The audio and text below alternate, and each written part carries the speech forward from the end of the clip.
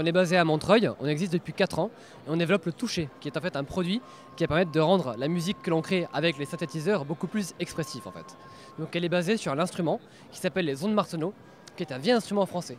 On a pris en fait en gros le principe, le procédé de cette technologie et on l'a adapté au monde actuel, au monde électronique et numérique que sont les synthétiseurs. Donc en fait, le principe c'est que sur un synthétiseur, on a plein de boutons qui sont assez complexes à régler.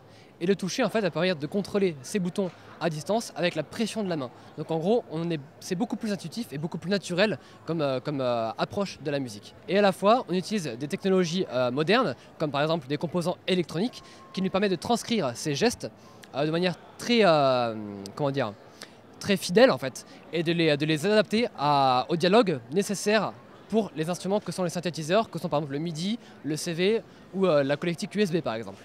Du coup, on a les avantages de l'acoustique avec les avantages de l'électronique.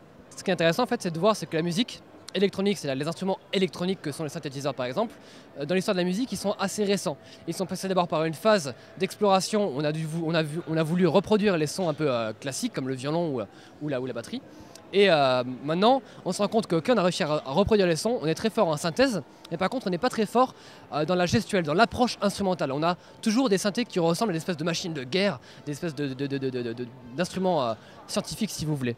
Et du coup, le toucher permet d'avoir une approche beaucoup plus instrumentale de ces synthétiseurs.